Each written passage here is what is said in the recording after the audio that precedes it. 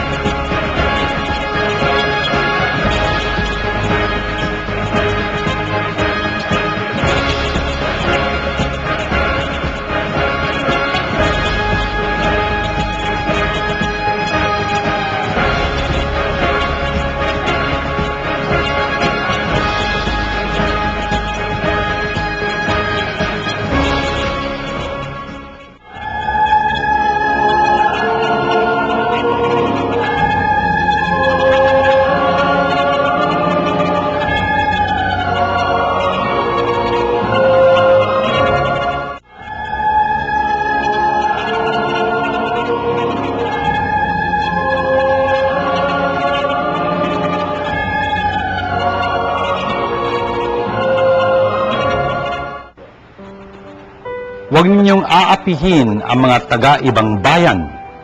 Alalahanin ninyong ng ibang bayan din kayo sa Ehipto. Huwag din ninyong aapihin ang mga babaeng balo at mga ulila. Kapag inapi ninyo sila at dumaing sa akin, diringgan ko sila. Dahil dito, kapupuutan ko kayo't lilipulin sa pamamagitan ng digmaan. Sa gayoy, mababalo rin ang inyong asawa at mauulila ang inyong mga anak. Kapag nangutang sa inyo ang mga kababayan ninyong mahihirap, huwag kayong hihingi ng tubo, tulad ng ginagawa ng mga usurero. Kapag may nagsanla sa inyo ng balabal, ibalik ninyo yon sa kanya bago lumubog ang araw, sapagkat yun lamang ang pambalot niya sa katawan. Wala siyang kukumutin sa pagtulog. Kapag siya'y dumaing sa akin, diringin ko siya, sapagkat ako'y mahabagin. Ito pong ating pagbasa ay hango sa aklat ng Exodo. Ikalawang aklat po ito sa Biblia, kung saan sinasalaysay po sa atin yung pakipagtipan ng mga Hudyo sa Diyos. Yung covenant of God with the people and the people with God. Yung pong 10 utos ay nandito sa chapter 20 ng Exodus. Tayo po ay nasa chapter 22 ngayon. Ipinapaliwanag po dito yung mga batas na nandoon sa 10 Commandments. The point is, brothers and sisters, tingnan nyo kung ano yung sinasabi dito sa ating pagbasa. Ang sabi dito, huwag ninyong aapihin ang mga taga-ibang bayan, ang mga dayuhan. Don't oppress the foreigners, the aliens. Bakit? Tandaan nyo, kayo rin naging mga dayuhan sa Ehipto. Nagustuhan nyo ba nung kayo inapi doon, ginawa kayong mga alipin? Natural, hindi. Huwag nyong gagawin yun sa iba. Brothers and sisters, ito ko'y nagpapaalingaw-ngaw sa atin noong gininto ang utos ni Jesus, the golden rule of Jesus, in Matthew chapter 7 verse 12. Gawin ninyo sa iba ang gusto nyong gawin nila sa inyo. Brothers and sisters, hindi lang yon. Ang sabi niya, huwag nyong aapihin ang mga babaeng balo. Okay? Kasi, at siya yung mga ulila. Bakit huwag yung mga balot ulila? Kasi wala silang kalaban-laban.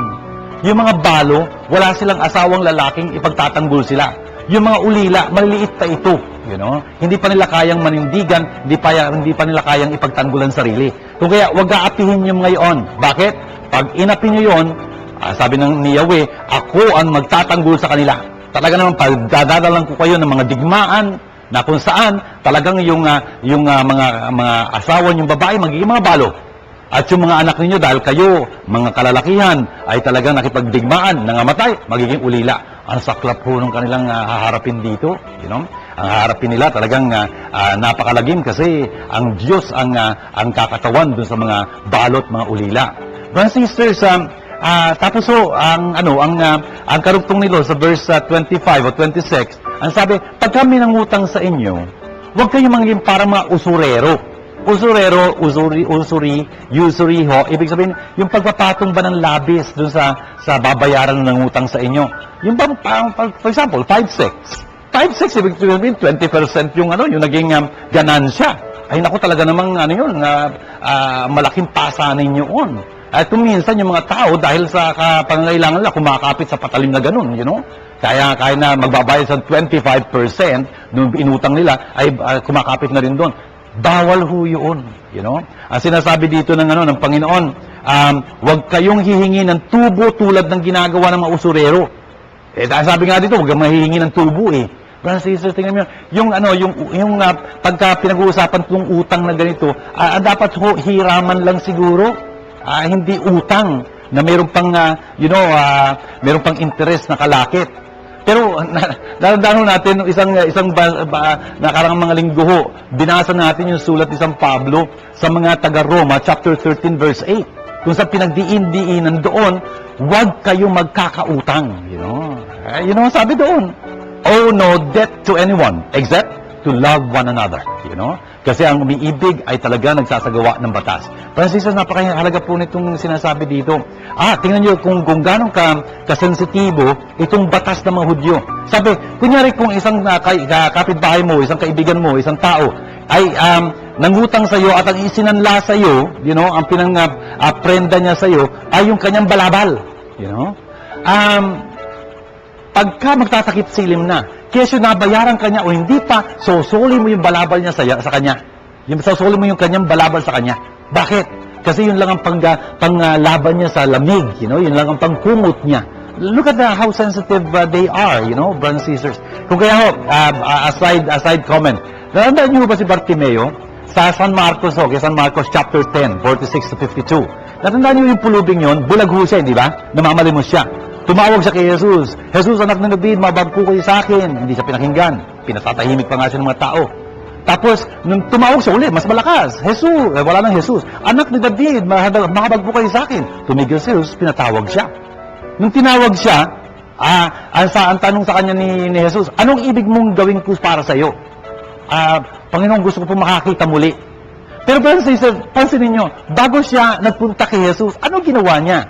You know? Tatalon siyang pumunta kay Jesus, tinapon niya ang kanyang balabal. Francis, yung balabal niya yun lang ang kanyang ari-arian kung tutuusin. Kung bulag ka, tinapon mo yung balabal mo, malamang hindi mo na makikita uli yun, no? Siguro meron nang dadampot noon, etc. Ganyan, pagkakainteresan yun, siguro mga pulubi din, o something like that, na hindi na akong bulag, you know?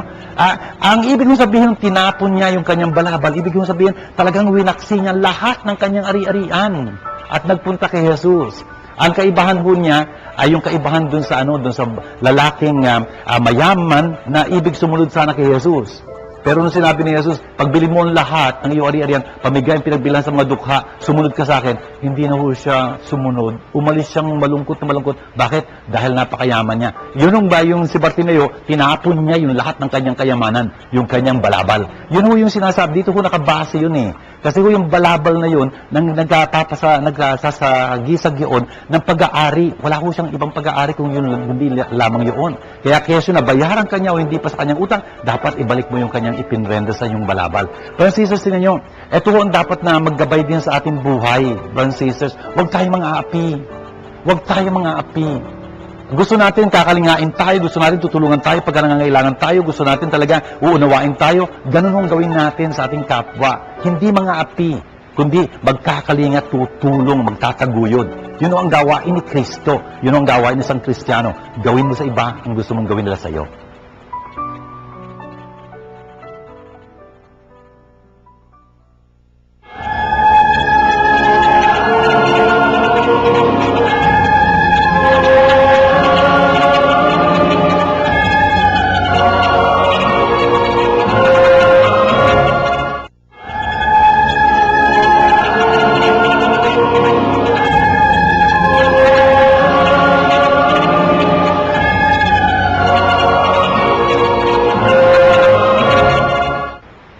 Nakita ninyo kung paano kami namuhay sa inyong piling.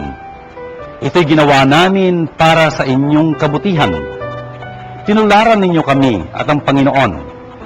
Tinanggap ninyo ang magandang balita at dahil dito'y nagdanas kayo ng katakot-takot na hirap.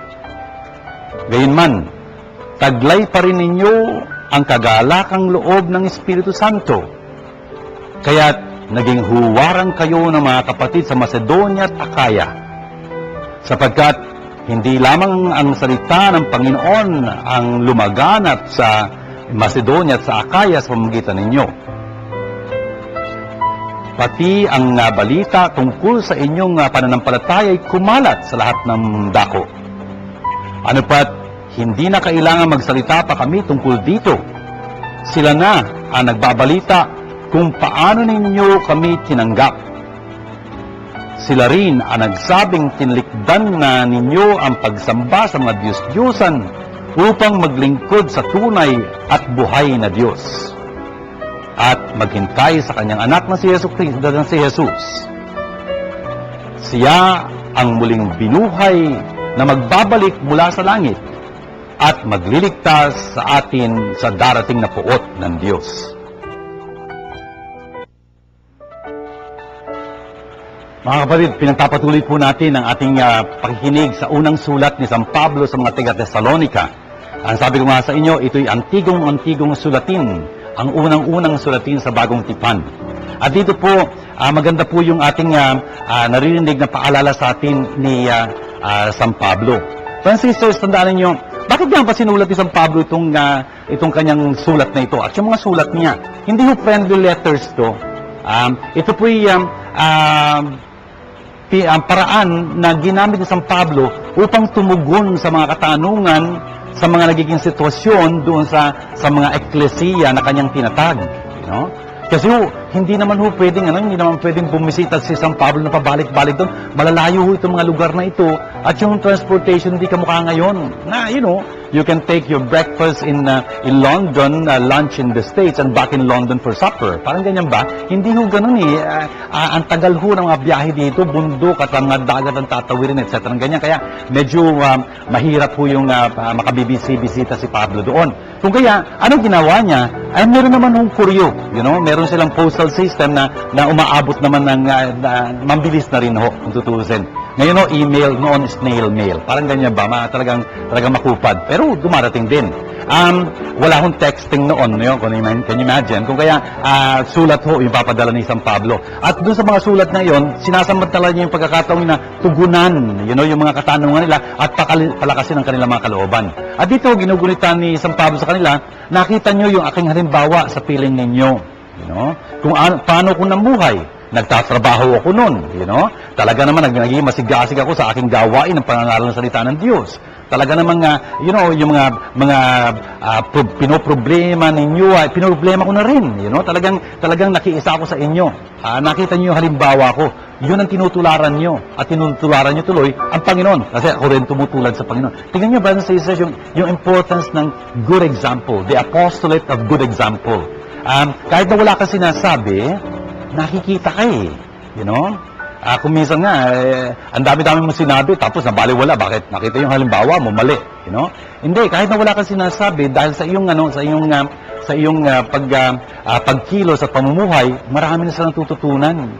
Meron ako narinig ng isang kaibigan, sabi niya, pagka daw nagko-commentator siya, doon sa misa ng isang paring yun, talaga naantig yung kanilang kalooban, na babagabag siya talaga, halos gusto niya umiyak. Bakit daw? Kasi bago daw magkomunyon, lumuluhod yung pare, bago niya itaas yung hostia, behold the Lamb of God, nakaluhod siya doon, talaga namang ang taimtim ng kanyang panalangin. Pagka nakikita siya ng mga nakakakita sa kanya, talaga parang daman-daman nila yung lalim ng kanyang panalangin. Ang ganda ho noon. Walang salita, no words, just like the action, just the action. Yun nga ho action speak louder than words, matutusin, And so, yun ang sinasabi niya dito. Tinularan niyo kami at ang Panginoon. Tuloy, dahil sa pakikinig niyo sa magandang balita, nagdanas kayo ng katakot-takot na hirap. Totoo ho yun. Pagka ho'y sinasabuhay natin ang magandang balita, hindi ho ibig sabihin nun, magiging maswerte tayo, talaga magiging mayaman tayo. pupurihin tayo ng lahat. Hindi ho kailangan ganun. You know? Pwede tayong usigin. Kasi sa pamamagitan ng ating halimbawa, nakikita yung kanilang kamalian. Kung kaya nga, ayun, uusigin nila tayo kasi wala silang magawa kundi yun.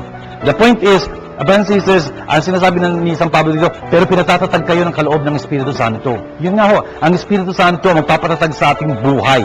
Yun know, tayo mananampalataya kay Kristo, hindi tayo dapat matakot sa anuman. Bakit? Nandito ang Espiritu Santo. Siya magtatanggol sa atin, siya magbibigay sa atin ng mga panalita pagka kinakailangan ng panalita. You know, upang maipagtanggol natin ang Panginoon at ang ating sarili. Kung tutuusin. Tapos so, ang sabi pa rito, ay dahil sa inyong pagtulad sa akin at pagtulad sa Panginoon, naging huwaran din kayo ng ibang mga tao. Ganun ho yun eh. It's the apostolate of good example. Naging huwaran sila ng napakaraming tao nakarinig sa kanilang pananampalataya. Napakaganda po noon. Sana ganun ho mangyayari sa ating mga buhay. Nagpapakatatag tayo sa ating pananampalataya. Sabi, nagiging halimbawa tayo sa ating nasa paligid natin. Mga magulang sa inyong mga anak sa inyong mga nakakasama, mga kawarkada, mga kaeskwela, etc. Tayong lahat sa ating kinaroroonan, nagiging halimbawa tayo ng ating Panginoong Jesucristo. At talagang tinanggap natin ang magandang balita, tinalikuran natin ang pagsamba sa mga Diyos-Diyosan, marami ho itong Diyos-Diyosan na ito, Salapiho, isa doon, Katanyagan, isa doon, yung pagiging, mapagnais sa pagkain, for example, gluttony is another one, you know, lust is another one. I mean, lahat ho yun. At hindi lang yun. Naghihintay ho tayong lahat. You know, dahil bunga ng ating pananampalataya, hinihintay natin ang muling pagbabalik ng ating Panginoong Jesus. Christ has died, Christ has risen, Christ will come again. Yun ang ating pananampalataya. Darating at darating siya sa wakas ng panahon. Hinihintay natin yan. Paano tayo naghihintay doon? Nagdinigas ho yung ating, yung sulo ng ating pananampalataya. Talaga nag-aalab sa ating mga puso ang pagmamahal sa Diyos at kapwa. At talagang puspusan yung ating pag-asa. Darating at darating siya upang iligtas tayo sa puot ng Diyos. Francis, ang yaman-yaman ho nito ang ating pagbasa.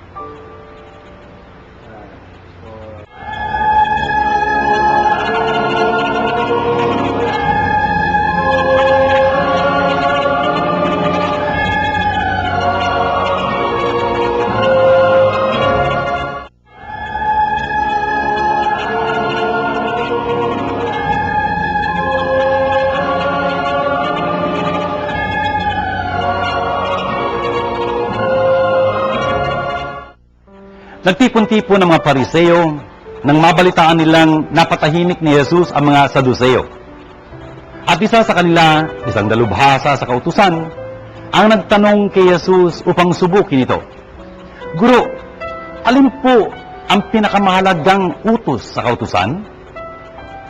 Sumagot si Jesus, ibigin mo ang Panginoon mong Diyos ng buong mong puso, ng buong mong kaluluwa, at ng buong mong pag-iisip. Ito ang pinakamahalagang utos.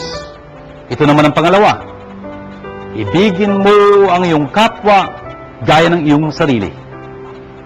Sa dalawang utos na ito nakasalalay ang buong kautusan ni Moises at ang turo ng mga propeta. Ito pong ating pagbasang ito ay nagsasalungguhit sa napakahalagang katuruan ng Panginoon. Tingnan nyo, nagtipon-tipon ho yung mga Pariseo. Yung mga Pariseo, tulad nga ng sinabi ko na sa inyo, ito ho yung mga tao na humiwalay, parsya. Humiwalay sa common tao, sa kanilang pagnanais matuklasan ng kalooban ng Diyos upang isagawa ito. Para humatuklasan nila ang kalooban ng Diyos, nagpapaturo sila tungkol sa kautusan, tungkol sa mga kasulatan. Kanino sila nagpapaturo sa mga eskriba. Eskriba ho, ibig sabihin, the experts in scripture. Scriba, scriptures. You know? Isang araw ho, ayan, narinig ng mga Pariseyong ito na napatahimik ni Jesus yung mga Saduseo. Sino man yung mga Saduseo? Ito ho yung mga kaapu-apuhan, yung mga descendants ni Sadok. Sadok was the high priest. At ito yung mga Saduseo sa mga tuwid, yung mga kaparian ho ito. Yung mga kaparian ho ito, kung tutuusin, ay parang very worldly. You know, naturingan sila mga pari, pero makamundo sila. Talaga nakikipagsabwatan sa mga Romanos. Yung mga Pariseo, hindi ayaw nila doon. You know? Yung mga Pariseo nananampalataya sa kasulatan, buong kasulatan. Ito hong mga Saduseo, naniniwala nila sila sa unang 5 aklat ng Biblia. Yung mga Saduseo ho, hindi niniwala sa pinaniniwalaan ng mga Pariseo tungkol sa muling pagkabuhay, tungkol sa mga anghel, sa mga spiritu, sa kalayaan ng tao, etc. You know? Sa matuwido, ang layo-layo nitong mga Saduseo nito mula sa kalooban ng Panginoon kung tutuusin. Nandun sila, nagpapalawig ho ng kanilang paghawak sa kapangyarihan ng pagiging pari, you know? Sa magitan pagkipagsabuatan nga sa mga Romanos kung tutuusin. Friends and sisters, nung narinig ni Jesus, ng mga Pariseo, na napatahimik ni Jesus itong mga Saduseo, kasi nagkatanungan ho, yung mga Saduseo gustong pagtawanan si Jesus eh. Kasi nagtuturo si Jesus tungkol sa muling pagkabuhay. Sila ho yung nag-istorya noong, how do you say, nung tagpo, istorya lang naman ho nila to. May isang babae, napangasawa yung isang lalaki na may 6 pang kapatid na lalaki. Namatay na walang anak. Kaya, sangayon sa batas ng mga Hudyo, dapat mapangasawa ng kapatid na lalaki yung balo para magkaanak siya para sa karangalan nung namatay na walang anak. You know? Kaso, yung ding ikalawa namatay walang anak. Yung katlo, ika-4, ika-5, ika-6, ika-7, namatay silang lahat na walang anak. Sa kahuli-hulihan, namatay din yung balo. Medyo ang tagal ho, no? The point is, kanino kung asawa itong balong ito pagka nandun na sila sa kabilang buhay? Ibig ko na pagtawanan si Jesus kasi kung may kabilang buhay, gulo siguro, no? You know? Biro pag-aagawan yung babae doon. Sabi ni Jesus, kayong katawa-tawa. You know? Hindi niyo naintindihan ang pinag-uusapan ninyo. Sa kabilang buhay, hindi na kailangan mag-asawa pa, no? Kasi yung mga tao pagka nasa kabilang buhay, parang mga anghel na sila. Hindi na kailangan pa magpalawig ng lahi. You know, something like that. Anyway, hindi niyo naintindihan yung sinasabi niyo. Hindi niyo malang naintindihan yung sinasabi doon sa aklat ng the Book of Exodus, doon sa tagpo ng tambo na nagliliyab, hindi naman natutupok. Sinabi doon ng Diyos kay Moises na siya ang Diyos ni Abraham, ni Isaac, ni Jacob. Ibig sabihin nun, talagang siya ay Diyos ng buhay, no? Hindi ng patay. Yun nga, sa mga tuwido, hindi na naintindihan yung kanilang pinagsasabi. Yun ho yung pagpapatahimik doon sa mga Saduseo tinutukoy dito. Kaya ito namang mga Pariseo ang magtatanong kay Jesus. At ang sabi niya dito sa kanila, alin ang pinakamahalagang utos sa kautusan? Kasi yung mga eskriba, by the way, ang tanong ho dito ay isang dalubhasa sa kautusan. Isa sa kanila yon. Kasi yung mga eskriba at Pariseo, lagi ho sila magkasama eh. Yung eskriba, yung mga teachers, yung Pariseo, yung mga students, you know? And so, yung dalubhasa ho sa batas, ang tatanong nito, alin daw ang pinakadakila, you know, pinakamahalagang utos sa kautusan? Bakit niya natanong yon? Kasi ho, sa pagsasaliksik nila ng Biblia nila, yung Old Testament natin, 39 books there, sa pagsasaliksik nila yun, alam mo ba kung gano'ng karaming mga utos ang natuklasan nila? 613 ho, 613, mga kautusan. 248 positive commandments, yung bang igalang mo yung ama't ina, you know? Tapos magpakabanal kayo tulad ng ako'y banal, etc. Ganyan, no? Positive. Tapos 365, yung negative. Huwag kang papatay, huwag kang makikiapid, huwag kang magnanakaw, etc. Ganyan, you know? Yung mga negatibong kautusan na ganon, you know? Brothers and sisters, sa dinami-dami nga naman ng mga utos ng Diyos, pwede kita tanong, ano pinakadakila, ano pinakamahalaga, you know? Alam niyo yung mga propeta ho na una kay Jesus, bawat isa sa kanila, may kanya-kanyang summarization of the law eh, you know? For example, si Micah ho, ang sabi niya, sinabi na sa iyo, tao, kung anong mabuti at ang inaasahan sa iyo ng Diyos. No? Ibigin mo ang katarungan, gawin mo ang kabutihan. Sabi niya ganyan. At maglakad kang mapagkumbaba sa harap ng iyong Diyos. No? Brothers and sisters, napaka simple ng pagkakasummarize na yun. Pero 3 things yun, you know? Isa pang propeta magsasabi, ang matuwid na tao ay mga mamumuhay ng may pananampalataya. The just man will live by faith. Di isa lang yun. Etong kay Jesus, nung tinanong siya, ano nga ba pinakadakila, you know, sa mga kautosang ito? Sasabihin niya, ang pinakadakila ito. Iibigin mo, kinwote niya ho yung dinarasal ng mga Hudyo every day, you know? Shema Yisrael, you know? Ibig mo sabihin ng Shema, listen Israel, you know? The Lord our God is one Lord. Tapos pasok ito. Ibigin mo yung Diyos, ang Panginoong mong Diyos, ng buong puso, ng buong kaluluwa, ng buong pag-iisip. Of course, idadagdag ho ni San Lucas ng buong mong lakas, you know? The point is, sabi ni Jesus, ito ang pangunahin, ang unang utos. Ang ikalawa ay katulad nito. You know? Ay, ang ikalawa ay katulad nito. Ibigin mo yung kapwa tulad ng iyong sarili. Brothers and sisters, sa mga katuwid para kay Jesus, yung dalawang kautosan yun, nauuwi lang sa isa yun. You know? Yung pag-ibig sa Diyos ng buong puso, kaluluwa at pag-iisip, at yung pag-ibig sa kapwa, yun ang pinakadakilang utos. Sa mga katuwid, yung pinakadakilang utos, may dalawang mukha. Pag-ibig sa Diyos, pag-ibig sa kapwa. Brothers and sisters, napakaganda ho ng tinuturo sa atin ito. No? Sabi ni Jesus, itong kabuuan ng Biblia. Itong kabuuan, sabi niya ganyan, ng mga kautusan ni Moises at ng mga turo ng mga propeta. Yun hong the law and the prophets, yun hong ibig sabihin yung Biblia nila. Yun hong nauuwi sa pag-ibig sa Diyos, pag-ibig sa kapwa. Brothers and sisters, napakahalaga ho nito, you know? Na tinuturong ito ng Panginoon na bilang tugon sa katanungan ho sa Kanya. Alin ba ang pinaka-importanting batas? Kasi sa ating buhay, ang dami nating mga alituntunin, ang dami nating mga rules and regulation, ang dami nating mga batas, you know, na dapat sundin kung tutuusin. Pero makatitiyak ho tayo na nasusunod natin ang batas, ang lahat ng mga batas na ito, kung iibigin natin ang Diyos, ng buo nating kaluluwa, pag-iisip at puso, at iibigin natin ang ating kapwa tulad ng ating sarili. For instance, notice, iibigin natin ang Diyos. Right. Hindi kahit na paano lang, you know. Ibigin natin ng Diyos ng, kung gusto natin. Ibigin natin ng Diyos ng ganito lang. Hindi. Ang sabi dito ng Panginoon, ibigin mo ang Panginoon mong Diyos ng buong puso, ng buong mong kaluluwa, ng buong mong pag-iisip. Sa makatuwid, ng buong mong sarili, ibigin mo ang Diyos ng ganon. Walang pasubali doon.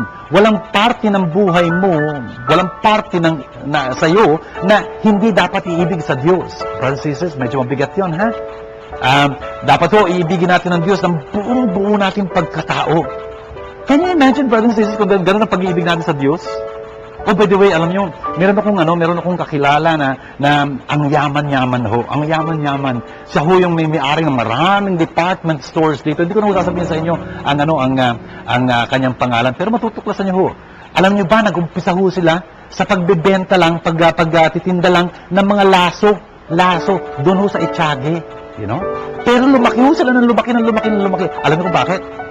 Kasi naman ho, yung araw para sa kanila, yung gabi ginagawa nilang araw para sa pagtatrabaho nila. Grabe ho, kahit natutulong to, nananaginip tungkol sa business nila. Hindi nakapagtataka, talagang umunlad sila, pinagtulong-tulungan ho ito. Buong-buo yung binuhos nila doon. Kung kaya naman, tignan nyo, ang laki ho na nangyari sa kanila. Ganun ho dapat yung pag-ibig natin sa Diyos. Hindi ho parang, ewan ko, ningaskugon. Ewan ko, para bang, sabi nga ng propeta, parang niebe na hindi niebe, kundi yung hamog na pag sumisikat ang araw, naglalaho na. Hindi ganun. Dapat ho, buong-buong nating puso, sabi ng ganyan, buong-buong kaluluwa, buong-buong pag-iisip. Yun ho, dapat na pag-ibig natin sa Diyos. Kuspusan ho, walang pasubali. Hindi natin bibigay sa Panginoon pagka ang oras, pagka may oras tayo. Hindi ho, bibigay natin ang oras natin sa Kanya. Total, Kanya naman yun, no? Hiram sa Diyos ang ating buhay, di ba? You know? Importante ho na talagang buong buo. Pagka ho nila, minibig natin ng Diyos ang buong buo. Talaga naman yung pagpapalang ng Diyos sa atin, buong buo. Hindi ho tingi, you know? Something. Tapos, ang sabi niya dito, yung kabilang parte nito ay yung pag-ibig natin sa ating kapwa. Paano ang pag-ibig natin sa ating kapwa? Tulad ng pag-ibig natin sa ating sarili. And sisters, meron ba sa ating, sino man sa inyo nanonood ngayon, sa tama niyang pag-iisip, nasasaktan ng kanyang sarili, nadadayain ng kanyang sarili, na pagkakaigtan ng kanyang sarili na dapat nagbibigay dito? O tingnan nyo, hindi nyo gagawin nyo sa inyong sarili, di ba? O yun ho, huwag nyo rin gagawin nyo sa iba. You know? Iibigin mo ang iyong kapwa tulad ng iyong pag-ibig sa iyong sarili. Kung gusto mong gagawa ng iyong sarili ng kabutihan, gawin mo yun sa iba. Kung gusto mo igagalang mo sarili mo, galang mo yung iba. Kung gusto mo talagang tulungan ang iyong sarili, tulungan mo yung iba. You know? Kung ayaw mong dadayain ng iyong sarili, huwag mong dadayain yung iba. Etc. Ganyan. Ibigin mo natin ang kapwa natin tulad ng ating sarili. Brothers and sisters, tignan nyo nandito ho tayo sa buhay na ito. Para ho tayo naglalakbay, namamasahe. Pagka nagbayad kayo ng pasahe niyo, kunyari, naka-tricycle kayo, kanya naka-jeepney kayo, naka-taxi kayo, naka-bus kayo, aeroplano kayo. Pagka ho nagbayad kayo ng pera, you know, whether coin or bills, you know, tatanggapin kaya nung konduktor o nung driver kung yung inyong binabayad ay, oo, nandun yung larawan sa one page, tapos doon sa kabilang parte nito, blanco, wala. O kaya yung coin na pambabayad nyo, kiniskis, kinikil yung kabila. Kaya wala kang makikita ron. Tatanggapin kaya nung konduktor yun, nung driver? Natural hindi. Ganon din naman namamasahe tayo papuntang langit. Yun ang pambayad natin dito, yung perang gagamitin natin dito, ay pagmamahal. Pero dalawa ang mukha ng pagmamahal na ito. Pagmamahal sa Diyos, pagmamahal sa kapwa. Sana ganun ang gawin natin sa ating buhay. At iyak makakarating tayo sa piling ng ating Ama. Kasama ang lahat ng mga taong minahal natin. Yun ang ating napakagandang leksyon dito sa ating pagbasa.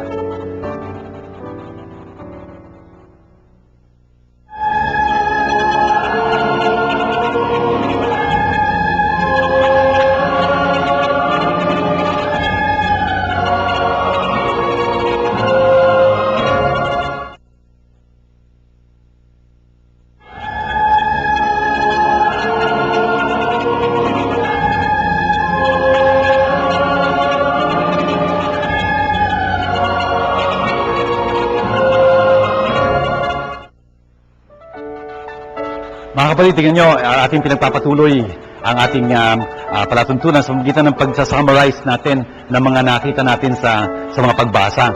Narinig ho natin kung paanong pinalalahanan ng aklat ng Exodo yung mga tao, yung mga Hudyo na lumikas mula sa Ehipto, na sila'y naging mga alipin once upon a time. At kung kaya alam nila kung anong sama ng loob, anong bigat ng buhay pagka inaalipin ka. Kung kaya sila din, huwag mga alipin, huwag mga alipusta ng mga dayuhan. Francisers, tayo rin ho sa ating mga sarili, tingnan nyo, ang dami-dami ho nating mga Pilipino abroad. Yung mga kamag-anakan natin, kaibigan natin ang tatrabaho sa ibang bansa. Gusto nyo ba silang aapihin doon?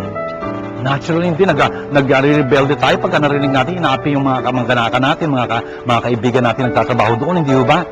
Yung nga ho, yung damdaming yun ay naging damdamin din ng mga Hudyo kung tutuusin. Sila din nabigatan noon dahil inalipin sila. Kung kaya ho, hindi dapat mga alipin, hindi mga alipusta ng mga dayuhan, ng mga ibang galing sa ibang bayan. Kasi ho, baka tayo rin, one day, will live there, Can you imagine kung alipustain tayo?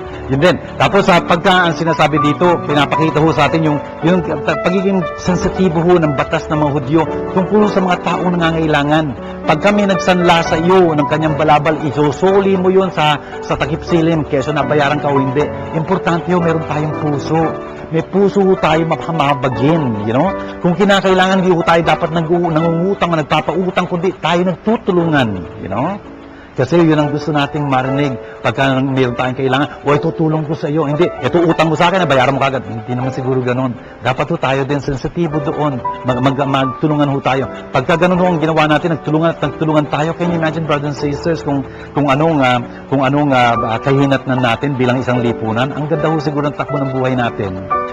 Isang punto ho dyan. Can you imagine kung yung mga bansa na pinagkakautangan natin ang ganong katakot-takot na salapi? Brothers and sisters, nakakalula. Ang Pilipino hindi pa pinapanganak. Pagka pinanganak siya, may utang na siya kung tutusin bilang isang Pilipino. Can you imagine kung yung mga bansang iyon, inunawa tayo, talagang pinagbigyan tayo, at inayos yung utang natin yun sa kanila, yung utang natin panlabas, at ginawang mas magaang yun. Ay naku, makakahinga ho tayo mas magaling, at marami tayong magagawa sa ating bansa. Just an application of this thing here. Ganon din naman ho yung sa ikalawang sulat, ibig sabihin, sa ikalawang pagbasa, unang sulat ho ito ni San Pablo sa mga Thessalonica, sinasabi niya ho doon na nakita nila yung kanyang halimbawa kung paano siyang namuhay bilang pagtulad niya kay Jesus na kanyang Panginoon. Yung mga taga-Thessalonica, talaga hong naging huwaran nila sa Pablo. At kung kaya naman, dahil sa pagtulad nila kay Pablo, nagiging huwaran din ho sila sa iba. Sa mga nasa paligid na sa Macedonia, sa Akaya, marami ho itong mga nai-influensyahan ng kanilang magandang pamumuhay bilang mananampalataya kay Kristo. Brothers and sisters, yun ho yung dapat mangyari din sa atin. Sa pamagitan ng pag-alam natin, ng salita ng Diyos na ating pinag-aaralan dito sa Word Made Flesh, sana yung mga buhay natin natutugma doon sa ating pinag-aaralan salita ng Diyos, talagang nakikita tuloy sa ating pamumuhay na tinasa buhay natin ang turo ni Kristo. At natuloy, nagiging halimbawa tayo sa iba. Ito po yung apostolado na magandang halimbawa na talagang pwede nating gawin. Kesa marunong tayong magsalita o hindi magsalita, ay naku, hindi na ho kailangan ng salita. Sabi nga ni San Francisco de Assis, ipangaral natin ang magandang balita sa lahat ng paraan. Kung kinakailangan gumamit ng salita, Madalas hindi na kailangan gumamit ng salita. Yung ating halimbawa, yung ating pakikitungo, yung ating galak, yung ating pagiging makatarungan at makakatiwalaan, etc. Yun ay maganda ng pagpapahayag ng magandang balita. At brothers and sisters, itong pagbasa natin mula sa Ebanghelyo, pinapakita sa atin dito yung mga Pariseo. Nagtanong sila kung ano yung pinaka-importanteng kautusan sa batas. At sinabi ni Jesus kung anong pinaka-importante. Ang pinaka-importante ay yung ibigin ang Diyos ng higit sa lahat. Ng buong puso, kaluluwa at pag-iisip. At ibigin ang kapwa tulad ng sarili. Brothers and sisters, napakahalaga ho nito. Inuna ho ni Jesus yung pag-ibig sa Diyos. At pagkatapos nun yung pag-ibig sa kapwa. Hindi ho sila dalawang magkahiwalay. Magkasama sila, kaya lang dapat unahin yung pag-ibig sa Diyos. Bakit? Pagka hindi natin inibig ang Diyos, hindi natin tuluyang maiibig ang kapwa. Kahit na magsimula tayo ng pagmamahal sa ating kapwa, hindi tayo magtatagal. Bakit? Kasi ang daming pwedeng mangyari. Baka yung pag-ibig mo suklian ng di pagkaunawa, suklian ng di pagiging mapagtanaw ng utang loob, suklian ng pagtatraidor sa'yo. Mahirap kung magpatuloy mo umibig ng ganoon. Mahirap ang patawad pagka ganoon. Pero kung may pag-ibig ho tayo sa Diyos at sinusunod natin ang kanyang utos sa buo nating buhay, pwede man natin makayanan talaga na ibigin pagpapatuloy natin sa pag-ibig at pagpapatawad sa ating mga kapwa. Kung kaya ho, inuna ni Jesus yung pag-ibig sa Diyos at pagkatapos nun yung pag-ibig sa kapwa tulad ng sarili. Ito ho yung ating mga pagbasang napaka-importante pinapaalala sa ating buhay. Nagpapasalamat ho tayo sa Panginoon para sa mga pahayag niyang ito. At gawin ho natin ngayon panalangin ang ating mga narinig na katotohanan sa ngalan ng Ama at ng Anak at ng Espiritu Santo. Amen. Abba, mapagmahal naming Diyos at Ama, salamat pong marami sa napaalala niyo sa aming mga napakahalaga at napakagandang mga aral na talagang magpapakita sa amin na talagang nananampalataya kami sa inyo. Naway sa aming pamumuhay ho, makita ng mga tao na sinasabuhay namin ang inyong banal na salita. Sila din sana'y maakit, magmahal sa inyo. Talagang manampalataya sa inyo at kayo'y paglingkuran at tuloy pagpalain tulad namin. Abba, tinataas po namin sa inyo ang lahat ng mga nakipag-ugnayan sa amin sa palatuntunan ito. Humihingi ng tulong para sa kanilang mga pinoproblema, sa mga may sakit sa kanila, mga naliligaw ng landas na ibig nila yung pagdasal, at yung pong nangungulila, nalulumbay dahil sa pagyaon ng kanilang mga minamahal. Sana po'y dampian niyo sila ng inyong awa, ng pag-ibig, ng inyong biyaya. Abba, tinataas namin sa inyo ang lahat ng nagsipanood ng palatuntunan ito. Naway ang mga salita ng Diyos na aming natunghayan dito ay tumimo sa kanilang mga puso at talagang mapaglimi-limi nila at talagang buhayin sa kanilang Espiritu Santo at tuloy maisagawa nila sa kanilang pamumuhay at tuloy pagpalain niyo sila. Tinataas po namin ang lahat ng mga tumutulong sa amin sa pagtataguyod nitong aming palatuntunan ito. Yung pong tumulong sa amin in a financial way, in a prayerful way, at yung pang tutulong sa amin, pagpalain niyo rin ho sila. Ang lahat pong ito ay hinihiling namin kasama ng amin ang Birhen na ina ng Word made flesh, at ito po yung hinihiling namin sa pamamagitan ng Jesucristong aming Panginoon. Amen.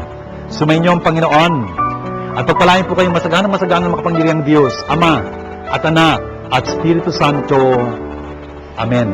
Ito po ang ating Word made flesh para sa araw na ito. Naway naging pagpapala ito sa inyo. At sana panalangin niyo rin sa Father June at ang Word made flesh Foundation. Hanggang sa muli po, shalom sa inyong lahat.